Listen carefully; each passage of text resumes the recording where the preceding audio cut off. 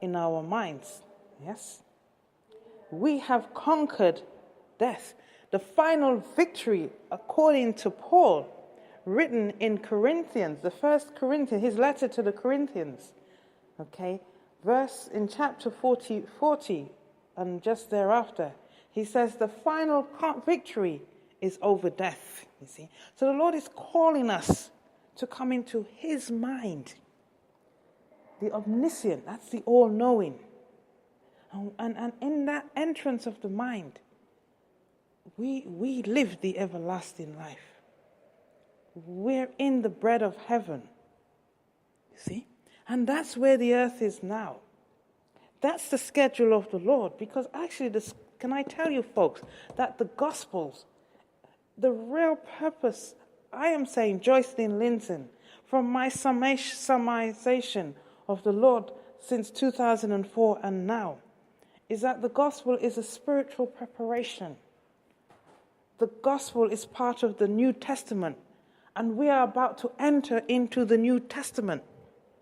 And the New Testament is being in the divine. You see? But what the storyline here of Jesus in the I'm going to say I need to say the right words, because Christianity means the anointed ones, and that is after the 1,000 years of holy sabbatical rest.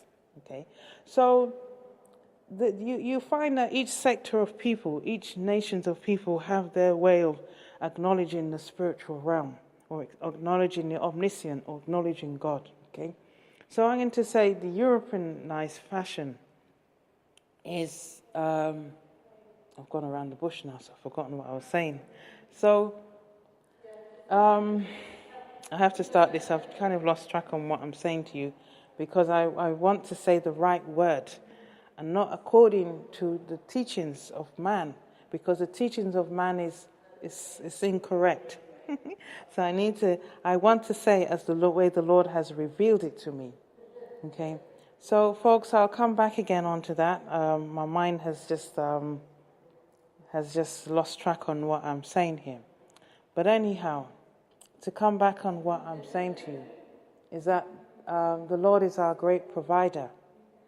And he's coming to reign on the earth for 1,000 years. The earth is coming into its seventh day.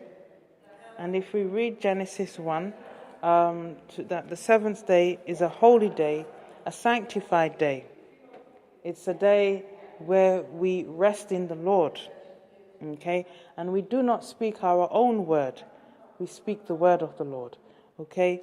So now, I'm not sure why my thoughts went in another direction. And I think it's because something is taking place around the world, and I'm hearing it. So it's kind of sidetracked me. But I'm basically introducing by saying to you folks that there is energy shift taking place upon the earth.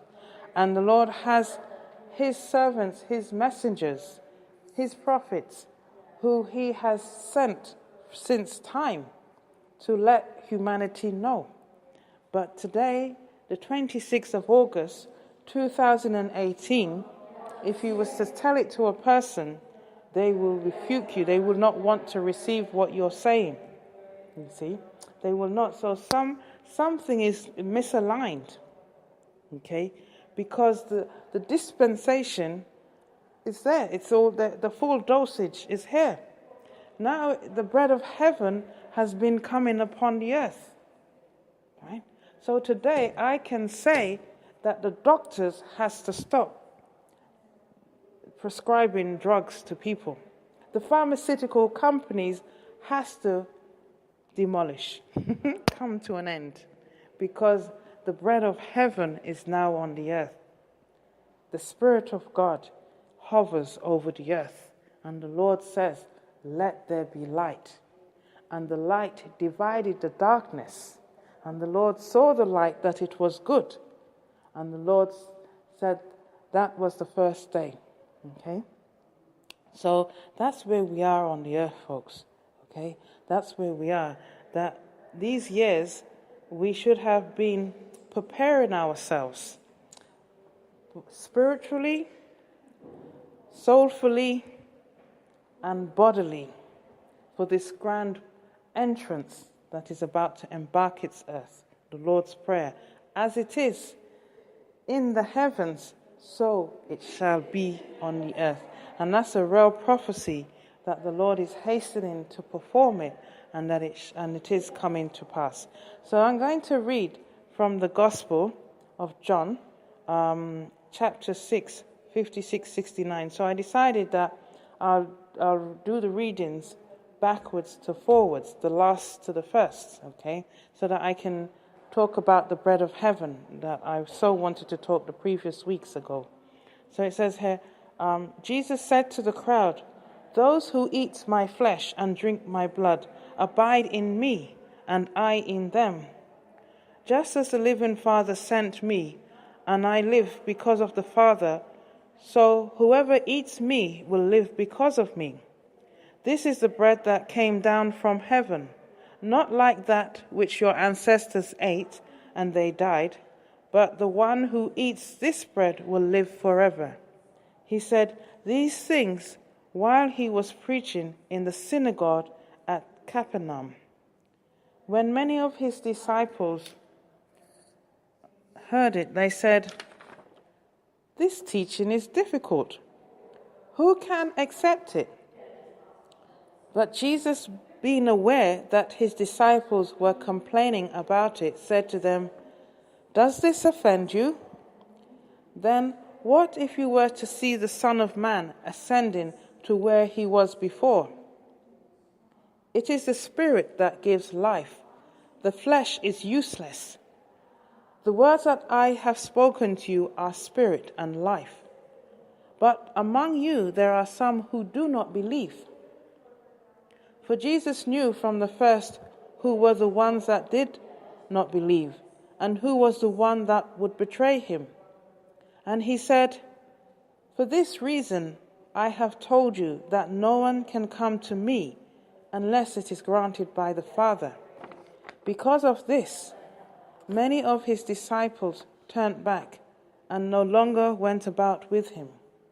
So Jesus asked the 12, "Do you also wish to go away?" Simon Peter answered him, "Lord, to whom can we go? You have the words of eternal life. We have come to believe and know that you are the Holy One of God." You see? So that's the gospel reading. The first reading is taken from the book of Joshua, chapter 24, verse 1 to 2, and verses 14 to 18. And the second reading is taken from Ephesians chapter 6, verse 10 to 20. And Joshua, it's talking about Joshua gathered all the tribes of Israel to Shechem and summoned the elders, the heads, the judges, and the officers of Israel. And they presented themselves before God. And Joshua said to all the people, "Now therefore revere the Lord and serve him in sincerity and in faithfulness.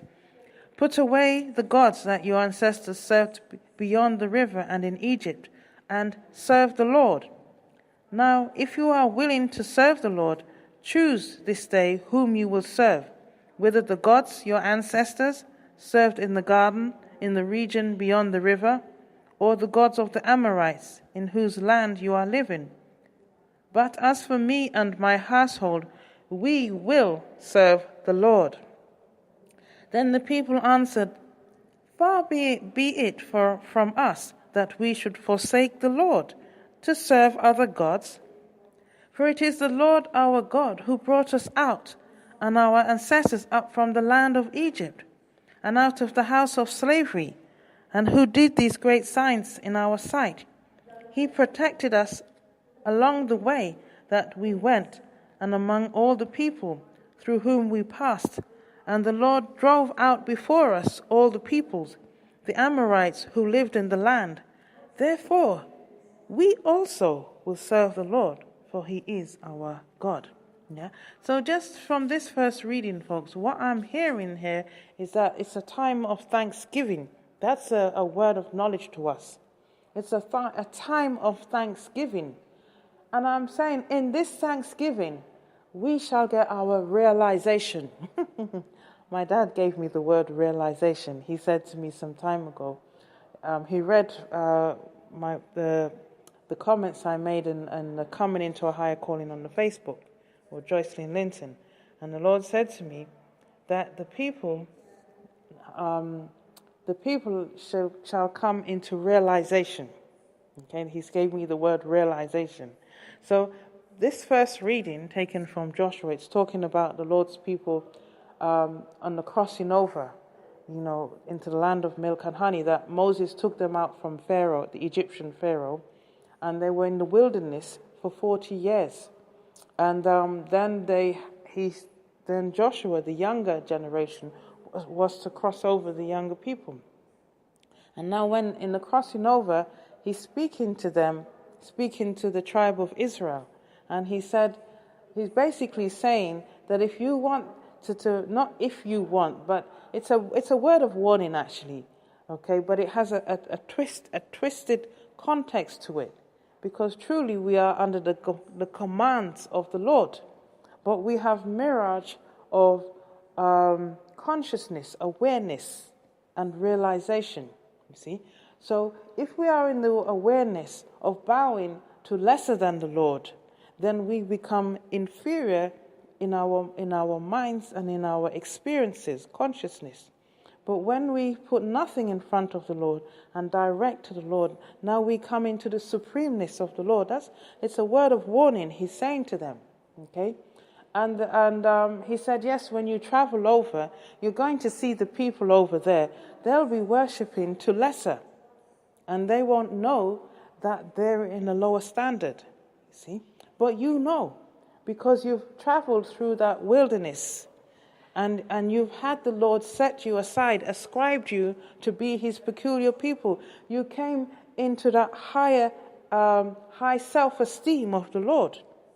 You came into your celestial bodies, according to Paul. You came into your heavenly bodies, and you had the spiritual insight. Okay? The Lord touched your souls. Okay?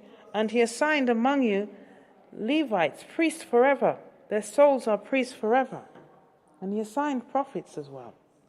And He assigned in each of you the parts that you can play to sustain the earth with the connection of the heavens. That's basically what He's saying. So He's saying, go ahead now, but keep the Lord in the prime of your mind. Keep Him as focus. Do not be swayed by what you see the other people are doing. Okay? Because they've only brought themselves into an inferior situation. Okay? So basically, the word here that's coming from this first reading is give thanks to the Lord with a grateful heart. Yes? And I'm hearing that the realization will come to you. So that's the code to overcome the adversary. The Lord is always giving us tactics on how to overcome the adversary. Okay? When we give Him thanks with a grateful heart, then He will open our eyes to see and our ears to hear. Yes? And our hearts to know. We come into the realization, and that deception code, that deception will have a nullified effect upon us. You see? So He's our provider, Jehovah Jireh. He's always supplying for us, so that we will be the conquest. We will conquer anything that the adversary may try to delude us. So this is a season, this is the moments to be real, to be thankful in the Lord, to give Him thanks. That's what I'm hearing in the first reading. I'm going to come back to the Gospel of John, because I already spoke about the Gospel of John when I've introduced the podcast here. But I'll just quickly touch on the second reading, taken from Ephesians, the New Testament, chapter 6, 10 to 20, and a reading from the letter of Paul to the Ephesians. So, you see, when the Lord had me do the writings, the letters were supposed to go to high governmental structures,